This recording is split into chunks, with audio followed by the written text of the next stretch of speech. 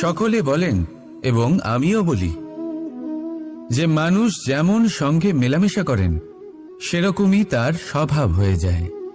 এ হলো সত্য, কিন্তু এটা হলো অর্ধসত্য। হ্যাঁ, বৃষ্টির ফোঁটা যখন সাপের মুখে যায় তখন তা বিষে পরিণত হয়, তাই যখন ঝিনুকের মধ্যে যায় তখন তা মুক্তোতে পরিণত হয়। কিন্তু কোনো ব্যক্তির স্বভাব এ হলো অত্যন্ত গুরুত্বপূর্ণ। কোনো এক ফুলের কথা ভাবুন, সেই ফুলের সাথে জড়িত সেই কাঁটাগুলোর কথা ভাবুন। সহস্র বছর ধরে সেই কাঁটা ফুলের সাথেই লেগে রয়েছে, কিন্তু আজও সেই বিধেই যায়, সেই যন্ত্রণাই দেয়, সুবাস ছড়ায় না। কেন? কারণ বিধে যাওয়া কাঁটার স্বভাব হয়। এটা বোঝেনি। সর্বপ্রথম নিজের মনের ভাবকে বদলাতে শিখুন, তারপরই আপনার সঙ্গের প্রভাব পাল্টাতে পারে। আর যদি আপনি এরকম করেন তাহলে আপনার জগৎ প্রশান্তিতে ভরে যাবে। তাহলে আসুন আমার সাথে ভালোবেসে বলুন, রাধা রাধা। প্রতিজ্ঞা ছোট একটা শব্দ, কিন্তু এর মধ্যে শক্তি অনেক থাকে। যে ব্যক্তি প্রতিজ্ঞা পালন করেন তাতে অটল থাকেন, সংসার তাকে সম্মান করে। আর যে ব্যক্তি এটা করতে পারেন না তিনি বদনামের ভাগীদার হয়ে যান। এবার এটা আমরা সবাই জানি, কিন্তু দেখুন এই প্রতিজ্ঞার পালন কি যে কোনো পরিস্থিতিতে সে যাই হোক না কেন করা উচিত?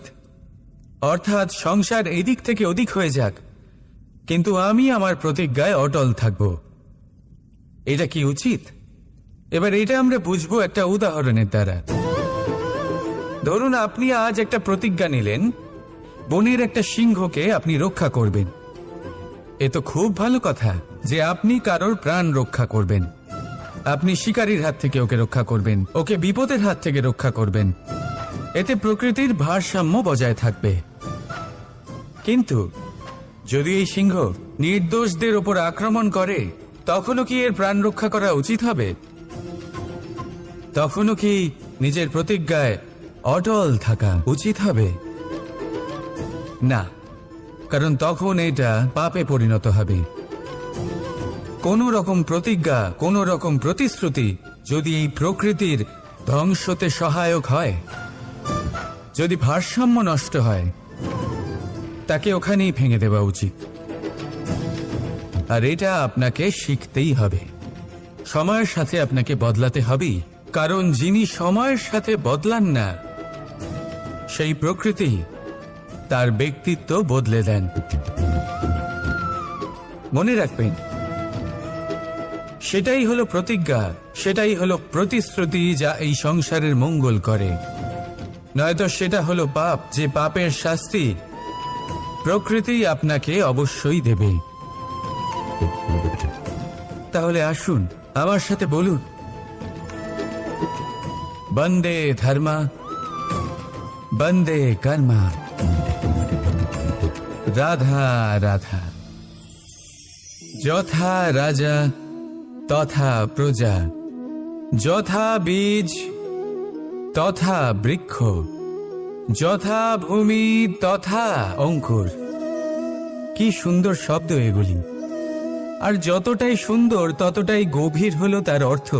যেমন রাজা হবেন প্রজা তেমনই হবেন, যেমন ভূমি হবে অঙ্কুরও তেমনই হবে। কখনো গভীরে গিয়ে এই কথার অর্থ বোঝার চেষ্টা করেছেন আপনি? রাজা এই শব্দের মূল হলো রজ। রজ কথার অর্থ হলো মাটি। অর্থাৎ রাজা হলেন তিনি যিনি মাটির সাথে যুক্ত। রাজা হলেন তিনি যিনি প্রজাদের সম্মান করবেন, তাদের যত্ন নেবেন, তাদের চোখে জল দেখলেই চিন্তিত হয়ে উঠবেন, তাদের অশ্রু মোছার জন্য সমস্ত সম্ভাব্য চেষ্টা করবেন, তাদের সুখী রাখার জন্য সমস্ত চেষ্টা করবেন। রাজা এরকম হয়। এবার এই সমস্ত গুণ যদি একজন রাজার মধ্যে না থাকে তাহলে প্রজার মধ্যে অসন্তোষ দেখা যায়। আর এই অসন্তোষ বিদ্রোহের রূপ নেয়। আর এই বিদ্রোহ যে কোনো রূপেই হলো বিনাশকারী। তাহলে রাজার উচিত প্রজাদের রক্ষা করা এবং প্রজাদেরও উচিত রাজার প্রতি বিশ্বাস রাখা। তার অনুকরণ করা। এই দুজন যখন এক হবেন তখনই শাসন স্থির হবে, তখনই এই দেশ নিয়ন্ত্রণে থাকবে। যদি দুজনের মধ্যে কোনো একজন নিয়ন্ত্রণ হারান তখন মহা বিনাশ অবশ্যই হবে। তাহলে রাজা নিজের কর্ম করবেন আর প্রজা নিজের ধর্ম পালন করবেন, আর আমার সাথে ভালোবেসে বলবেন রাধা রাধা। এই বৃক্ষ দেখতে পাচ্ছেন, বটবৃক্ষ। এই সংসারের সব থেকে বড় বৃক্ষের মধ্যে অন্যতম। কি না করে এই বৃক্ষ, অনেক বছর ধরে বেঁচে থাকে এই বৃক্ষ। এই বৃক্ষ সর্বদাই বাড়তে থাকে। কত পশু পাখিদের এই বৃক্ষ আশ্রয় প্রদান করে। পথ চলতি পথচারীদের এই বৃক্ষ ছায়া প্রদান করে, আশ্রয় প্রদান করে, বিশ্রাম করার জায়গা দেয়, শীতল ছায়া দেয়। বটবৃক্ষ সংসারের সব থেকে বড় বৃক্ষদের মধ্যে একটা বৃক্ষ। এই বৃক্ষের বীজ সর্ষে দানার থেকেও ছোট হয়, কিন্তু তা মাটির মধ্যে সমাহিত হয়ে যায়, নিজের খোলসকে ভেঙে প্রথমবার অঙ্কুরিত হয়, আর তারপরে আস্তে আস্তে আস্তে একটা ছোট্ট বীজ একটা বিশাল বটবৃক্ষে পরিণত হয়। জীবনে যদি সাফল্য পেতে চান তাহলে এইভাবেই এগোতে হবে। ছোট ছোট পদক্ষেপের দ্বারা এই পথ চলা শুরু করতে হবে। সেই জন্য ছোট কাজ করতে কখনো সংকোচ করবেন না, ছোট কাজ করতে কখনো লজ্জা পাবেন না। যদি এই ছোট ছোট কাজ পূর্ণ নিষ্ঠা দিয়ে, পূর্ণ মনোযোগ দিয়ে, সততার সাথে করতে পারেন, তাহলে এই ছোট কাজের আকার বাড়তে থাকবে। তাই কাজগুলিকে কাজের মতোই দেখতে শুরু করুন। ছোট কাজ বা বড় কাজ এরকম ভাববেন না। তাহলে কর্ম করতে থাকুন। জীবনে আপনার অস্তিত্ব বটবৃক্ষের থেকেও বড় করে তুলুন। তাহলে আসুন আর আমার সাথে ভালোবেসে বলুন রাধা রাধা। কর্ম এবং ফল। মানুষের স্বভাব হলো এটাই যে তিনি নিজের প্রত্যেক পরিশ্রমের প্রতিফল প্রার্থনা করেন। বেশিরভাগ সময় এই ফলাফলের চিন্তা করতে করতে, কল্পনা করতে করতে উনি কর্ম করতে থাকেন যে আমি এই কাজটা করলে এই ফল পাবো। সেই সব কল্পনা করতে থাকেন যা না তার হাতে আছে, না আছে অধিকার, আর না আছে নিয়ন্ত্রণ। উনি শুধু নিজের কর্ম করতে পারেন। উনি কি ফল পাবেন তা তার হাতে কখনোই নেই। তাই আপনিও শুধুমাত্র কর্ম করতে থাকুন, ফলের চিন্তা করবেন না। মনে রাখবেন, শিকড় এবং শাখা যেভাবে একে অপরের সাথে জড়িয়ে, সেইভাবেই একে অপরের সাথে জড়িয়ে কর্ম এবং ফল। যেরকম কর্ম আপনি করবেন সেরকম ফল আপনি অবশ্যই পাবেন। তাই এই ফলের আশায় কর্মের সময় কখনোই নষ্ট করবেন না, কারণ যে ব্যক্তি সময় নষ্ট করেন, সময় সেই ব্যক্তিকে অবশ্যই নষ্ট করে দেয়। কর্ম করুন নিঃস্বার্থভাবে, ফলের চিন্তা করবেন না, আর আমার সাথে ভালোবেসে বলুন রাধা রাধা। বরদান অত্যন্ত বিচিত্র এক বিষয়, কিন্তু দেখতে গেলে এই বরদান কি না করতে পারে। এক দরিদ্রকে রাজা বানিয়ে দিতে পারে, একজন দুর্বলকে এই সংসারের সব থেকে শক্তিশালী ব্যক্তি বানিয়ে দিতে পারে।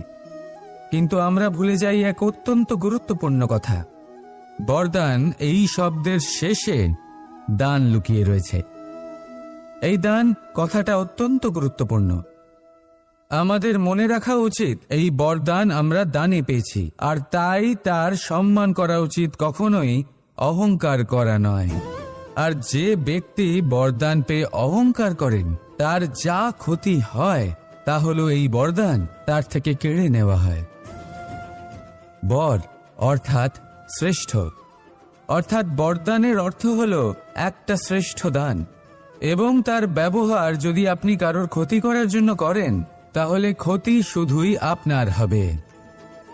তাহলে এই বরদানের সম্মান করুন, উচিত পথে চলুন, আর উচিত উদ্দেশ্য নিয়ে এর ব্যবহার করুন। সব কিছু ভালোই হবে। তাহলে আসুন আর আমার সাথে ভালোবেসে বলুন রাধা রাধা। মৌনতা। দেখতে গেলে সংসারের সব থেকে শক্তিশালী অস্ত্র হলো এই মৌনতা। আর দেখতে গেলে আমাদের এই অস্ত্রই কখনো কখনো আমাদেরই ওপর আক্রমণ করে বসে। কিভাবে? অনেক সময় আমরা আপনদের দেখে তাদের অনুচিত কার্যকলাপ দেখে, অনুচিত কথা শুনে চুপ করে থাকি, ভেবে নিয়ে আমরা যেন কোনোভাবে তাদের আঘাত না করে ফেলি, দুঃখ না দিই, ক্রুদ্ধ না করে ফেলি, ভেবে নিয়ে এই সমস্যা এড়িয়ে যাবে। কিন্তু এইখানেই আরম্ভ হয় সব থেকে বড় সমস্যার। আমরা কিছুই বলি না এটা ভেবে উনি আমার আপনজন, আর সেই ব্যক্তি ভাবেন যে কিছুই বলেন না সেই আমার আপনজন। যদি আপনি সত্যি কাউকে আপনজন মনে করেন, তাহলে তাকে বাধা দিতে শিখুন। তার অনুচিত কাজে, তার অনুচিত কথায় তাকে বাধা দিতে শিখুন। তক্ষুনি ওনাকে বোঝান যে উনি কি ভুল করছেন, ওনাকে বোঝান, ওনাকে সঠিক পথ দেখান, সেই পথে ওনাকে চালিত করুন। এটাই হলো আপন ভাবা। আর তার জন্য মৌন থাকা নয়, দরকার গর্জন করা। অনেক সময় অনুচিত কর্মের পথে চলতে গিয়ে কিছু মানুষ এমন ঘুমিয়ে পড়েন যে ওনাদের জাগানোর জন্য মধুর সঙ্গীত নয়, রৌদ্র হুঙ্কারের প্রয়োজন হয়ে থাকে। তাই আপনজনদের জাগান, শ্রেষ্ঠ কর্মের পথে ওনাদের চালিত করুন, আর আমার সাথে ভালোবেসে বলুন, রাধা রাধা। মায়ের আরো দুটো মহান গুণ, সাহস আর সম্বল। সাহস এটা যে সে তার সন্তানের জন্য সব কিছু করতে পারে, আর সম্বল যে সে তার সন্তানকে কখনো ভেঙে পড়তে দেবে না। একবার ভেবে দেখুন, যখনই আপনি আহত হন, চিৎকারের আগে মায়ের নাম কেন আসে? ভেবে দেখুন, যখন আপনার শক্তির প্রয়োজন পড়ে, সাহসের প্রয়োজন পড়ে, সামনের পথ আপনি দেখতে পাচ্ছেন যা অত্যন্ত কঠিন মনে হচ্ছে, তখন মুখ থেকে মায়ের নামই কেন বেরোয়? কারণ মা আমাদের সাহস যোগায়, মাই আমাদের ভরসাও যোগায়। মা জানেন কি করে আমাদের আঙুল ধরে আমাদের হাঁটতে শেখাতে হবে। মা এটাও জানে যে কিভাবে কান ধরে আমাদের সঠিক পথে নিয়ে আসতে হবে। এই রকম সাহসী মায়েদের আমার শত কোটি প্রণাম। রাধা রাধা। বসন্ত ঋতু এলেই একটি মিষ্টি কুহুধ্বনি শোনা যায়, যা মনে বসে যায়। কোকিলের কুহুতান বড়ই মিষ্টি, বড়ই সুন্দর। আরেকটি পক্ষীও আছে যার স্বর বড়ই মিষ্টি, আমাদের বাড়ির আশেপাশেই থাকে। সবুজ রং, লাল ঠোঁট। ঠিক চিনেছেন আপনারা, টিয়া। এই দুই পক্ষী আমাদের ভীষণ ভালো লাগে, মনকে শান্তি দেয়। কিন্তু এই দুজনের মধ্যে অনেক পার্থক্য। কোকিল বনে জঙ্গলে স্বাধীনভাবে ঘোরে, কিন্তু টিয়া অনেক সময় আমাদের বাড়ির খাঁচায় বন্দি পাওয়া যায়। কেন হয় এরকম? কখনো ভেবেছেন? কারণ কোকিল নিজের ভাষা বলে, আর টিয়া বলে অন্যের শেখানো বলি। যারা নিজের ভাবনায় দৃঢ় থাকেন, নিজের আত্মার কথা শোনেন, সেটাই করেন আর সেটাই বলেন, তারা এই সংসারে স্বাধীন থাকেন। আর যারা অন্যের বুলি বলেন, আত্মমন্থন না করে, তারা বন্দী হয়ে থাকেন, কখনো খাঁচায় আর কখনো ধারণায়। তাহলে কি হতে চান আপনি? কোকিল নাকি টিয়া? নির্ণয় আপনার। রাধা রাধা। সমস্ত সম্পর্কের ভিত হলো অটুট বিশ্বাস। এখন প্রশ্ন এই যে বিশ্বাস কাকে করা যায়? এটা বুঝতে গেলে আপনাকে আগে বুঝতে হবে যে বন্ধনে কাজে লাগে যে দড়ি, সেটা বানানো কি করে হয়। প্রত্যেক দড়িতে 3টি সুতো থাকে, যেগুলি একে অপরের সাথে জড়ানো থাকে। ব্যাস, বিশ্বাসের সাথেও ঠিক এটাই হয়।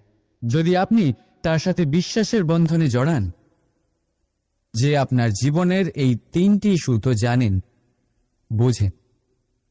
প্রথম, আপনার হাসির পেছনে লুকোনো আপনার কষ্ট। দ্বিতীয়, আপনার ক্রোধের পেছনে লুকোনো আপনার প্রেম। আর তৃতীয়, আপনার মৌনতার আড়ালে লুকোনো আপনার শব্দের আগ্নেয়গিরি, আপনার অসহায়তা। যে ব্যক্তি আপনার জীবনের এই তিনটি সুতো, এই তিনটি কথা জানেন, যদি তার সাথে আপনি বিশ্বাসের বন্ধনে জড়ান, তার সাহায্যে জীবনের বড় বড় বাধা অতিক্রম করতে পারবেন। রাধা রাধা। পড়তে কে না ভালোবাসে? সাফল্যের মহাকাশে গমন করতে কে না চায়? সবাই চায়। সবাই চায় যে এই সংসারে তাদের নাম, তাদের পরিচয় সব থেকে ওপরে থাকবে, যে তাদের নাম ইতিহাসে স্মরণীয় হয়ে থাকবে। কিন্তু সবার নাম ইতিহাসে লেখা হয় না। কিছু মানুষ নাম অর্জন করেও অনামী রয়ে যান। কেন? কারণ তারা এই ধরিত্রীর সাথে সম্পর্ক ভেঙে দেয়। ভুলে যান এই কথাটা, যে উড়ান সম্পূর্ণ হওয়ার পরে ধরিত্রী তাদের বিশ্রাম দেবে, যে তাদের কীর্তিতে যারা বাহুবা দেন, যারা প্রশংসা করেন, তারা পৃথিবীতেই থাকেন। আর এই পৃথিবীতে থাকা মানুষই ইতিহাস রচনা করে। তাই সাফল্যের আকাশে অবশ্যই উড়ুন, কিন্তু তাদের থেকে একেবারেই বিচ্ছিন্ন হবেন না যারা আপনার এই সাফল্যের মূল ভিত্তি। তবেই ইতিহাসে আপনার নাম হবে, আর তখনই আপনি ভবিষ্যতে প্রসন্ন থাকবেন। রাধা রাধা। যখন মা ক্ষীর তৈরি করেন, তখন সেটা খেতে আমাদের খুব ভালো লাগে, তাই তো? কিন্তু মা কিভাবে ক্ষীর তৈরি করেন? প্রথমে উনি ভাত আর দুধের আয়োজন করেন, তারপর মিষ্টির আয়োজন করেন, তারপর উনি আগুনের আঁচে ওটাকে রাঁধেন। সহজ, তাই না?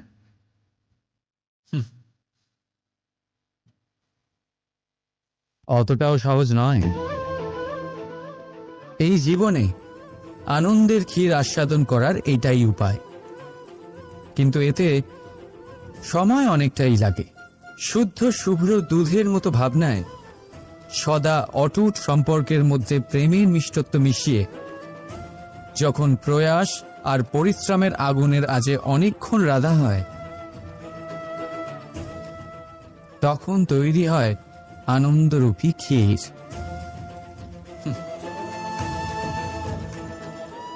তাই মনে রাখবে, ভাবনার বিশুদ্ধতা, প্রেমের মিষ্টত্ব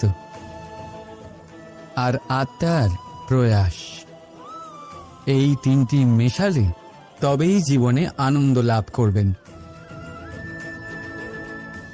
রাধা রাধা। ভগবান। প্রত্যেক কঠিন পরিস্থিতিতে এই নামই আছে যা আমাদের উপায় দিয়ে থাকে। ব্যক্তি যান, ভগবানের পুজো করেন, আরাধনা করেন, ব্রত পালন করেন, মন্দিরে যান, পুজো পাঠ করেন, ভগবানকে জাগিয়ে তোলেন, আর তারপর শুরু হয় সমস্ত প্রশ্ন।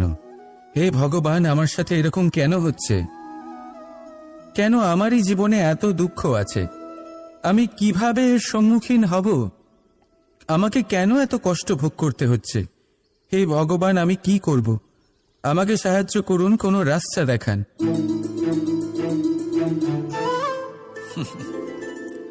চলুন আমি আপনাকে একটা প্রশ্ন করি। মন্দিরে যাওয়ার চেষ্টা করার আগে আপনি কি জীবনে ততটা চেষ্টা করেছেন যতটা সেই সমস্যাকে দূর করার জন্য দরকার ছিল? দ্বিতীয় প্রশ্ন, ভগবানকে জাগানোর পূর্বে আপনি কি নিজেকে জাগিয়ে তুলেছেন? আপনি কি আলস্য ত্যাগ করেছেন? তৃতীয় প্রশ্ন, ভগবানকে জিজ্ঞাসা করার আগে আপনি কি নিজেকে জিজ্ঞাসা করেছেন যে আমি কেন এত অসফল হচ্ছি? যদি না করে থাকেন তাহলে সবার আগে এটা করুন। আপনি সমস্ত প্রশ্নের উত্তর পাবেন, সমস্ত বিপদের পরিত্রাণ পাবেন। অন্য কোথাও নয়, নিজের ভেতরে তাকিয়ে দেখুন। চেষ্টা করুন নিজেকে জাগিয়ে তোলার। আপনি সফল অবশ্যই হবেন, কারণ এই পরমাত্মা, ওই পরমেশ্বর, ওই পরব্রহ্ম আপনার মধ্যেই তো আছে। রাধা রাধা। সংসারে এমন একটা ভ্রান্ত ধারণা রয়েছে যে সবকিছু ভাগ্যের দ্বারা পাওয়া যায়, কিন্তু ভাগ্য, প্রারব্ধ এ তো সকলের জন্যই সমান হয়। এটা তো ব্যক্তির ওপরে নির্ভরশীল হয়, তার আকাঙ্ক্ষার উপরে নির্ভরশীল হয়, বাসনার উপরে নির্ভরশীল হয়, স্বভাবের উপরে নির্ভরশীল হয় যে উনি সেটা নিয়ে কি করেন। দেখুন, এই প্রসাদ কিন্তু সকলকেই দেওয়া হয়, কিন্তু তা গ্রহণ করবেন কিভাবে সেটা ব্যক্তির উপরে নির্ভর করে। আপনাকে এক উদাহরণ দিই। যেমন ধরুন, দুজন মানুষকে আমি একটা করে মাটির ডেলা দিলাম, সেটা নিয়ে তারা কি করবেন? একজন মানুষ তার ছোট ছোট ডেলা বানাবেন আর পথযাত্রীদের ওপরে ছুঁড়ে মারবেন, হাসি ঠাট্টা করবেন, তাদের বস্ত্র নোংরা করে দেবেন, সেটাতেই উনি আনন্দ পাবেন। অন্যদিকে দ্বিতীয় ব্যক্তি সেই মাটির ডেলা দিয়েই নিজের জন্য একটা কুঁড়ে ঘর বানাবেন। সেই কুঁড়ে ঘর যা রোদেতে, বৃষ্টিতে, ঝড়ে তাকে সুরক্ষিত রাখবে। অনুভূতি, এই অনুভূতি বদলাতে শিখুন। এই অনুভূতি অত্যন্ত গুরুত্বপূর্ণ। ভালোবাসাতেও এই অনুভূতি হলো অত্যন্ত গুরুত্বপূর্ণ। ভালোবাসা সে বন্ধুর সাথে হোক, মা বাবার সাথে হোক, ভাই বোনের সাথে হোক, স্ত্রীর সাথে হোক, যে কারোর সাথে হোক, মনে রাখবে এই হলো সেই অনুভূতি যা আপনার ভাগ্য নির্ধারণ করে থাকে। তাহলে আসুন আমার সাথে প্রেমের অনুভূতি নিয়ে বলুন, রাধা রাধা। মানুষের কত রকম অনুভূতি হয়, কিন্তু সে সেটাই করে যেটা সে আজ অবধি করে এসেছে, আর এটাই তার সব থেকে বড় ভুল।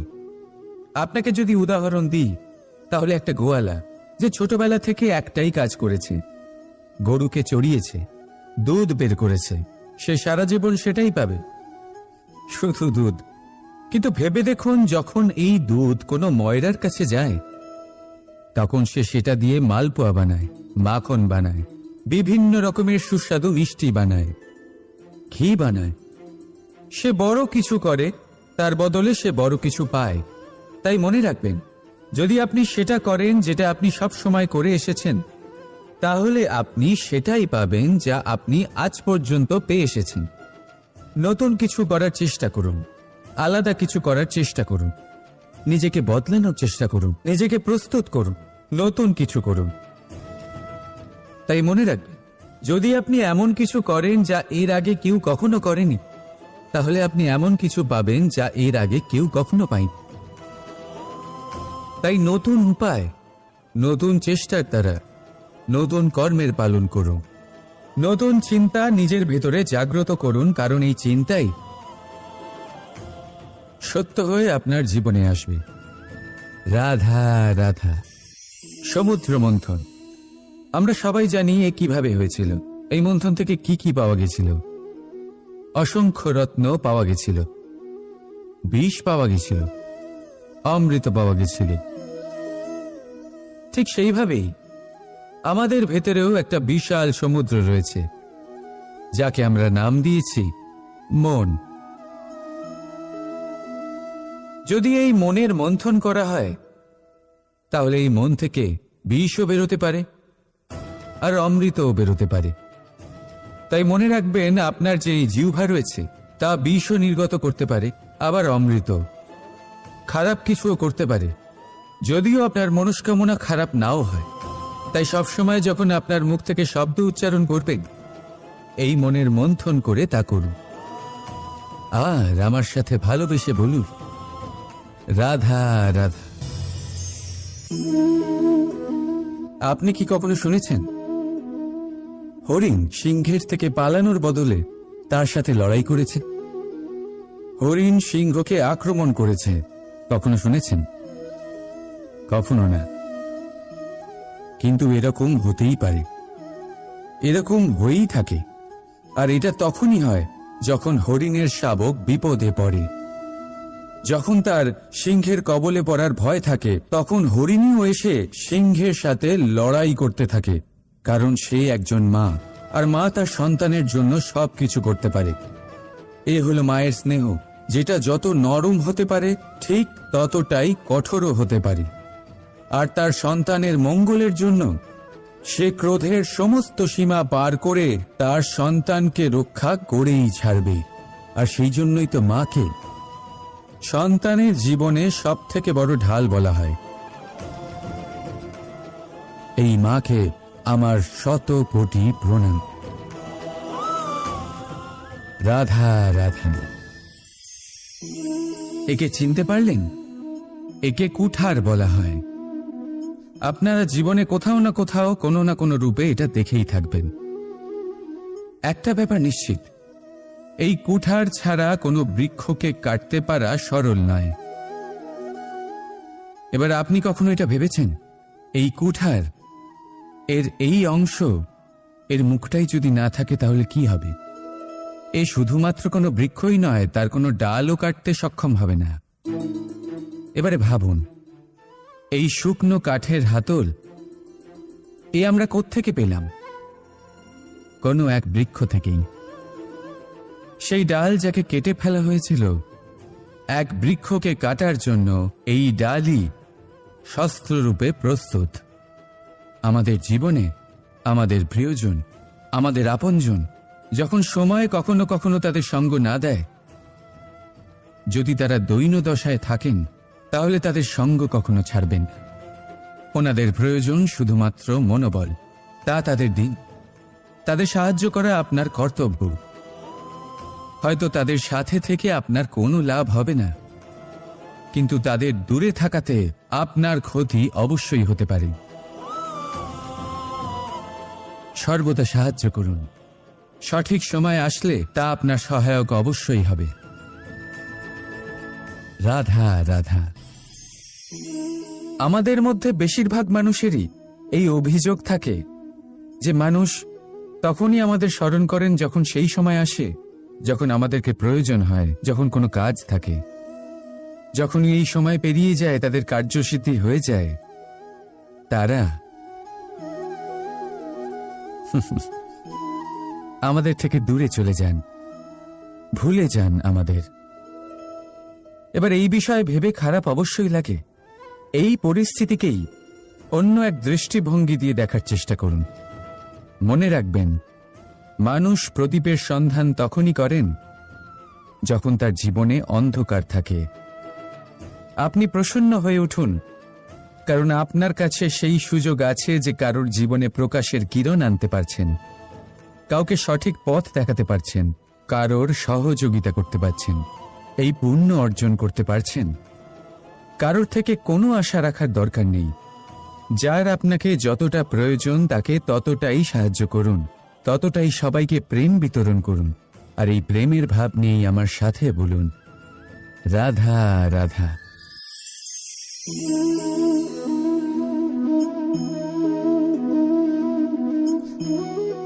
এই শুকনো পাতা দেখতে পাচ্ছেন? এটা কখনো গাছের ডালে ছিল, সবুজ তরতাজা, বৃক্ষকে পুষ্টি দান করত। কিন্তু যেই এটা শুকিয়ে গেল, যেই ও পুষ্টি সরবরাহ করা বন্ধ করে দিল, ওকে ফেলে দেওয়া হলো।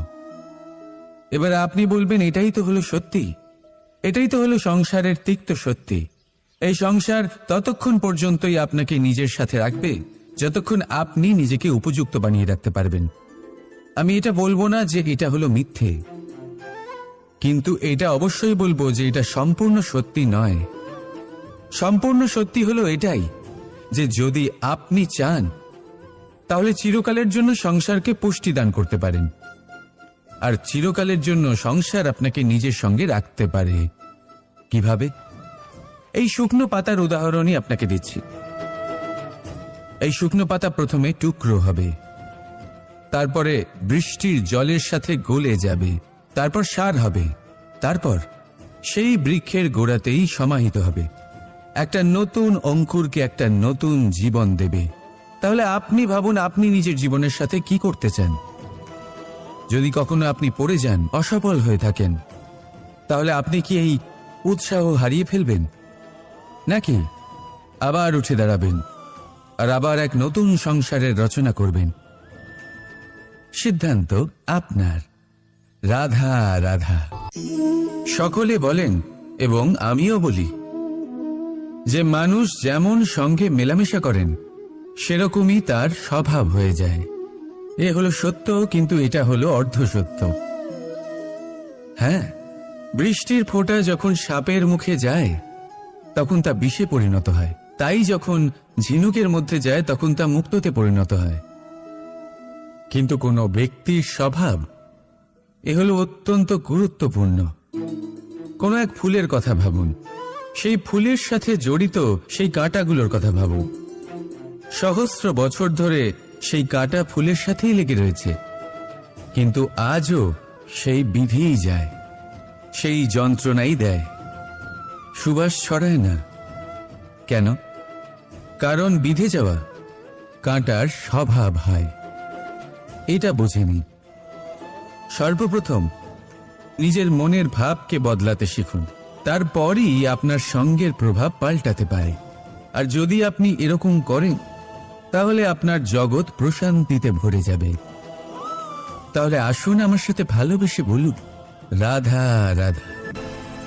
প্রতিজ্ঞা ছোট একটা শব্দ, কিন্তু এর মধ্যে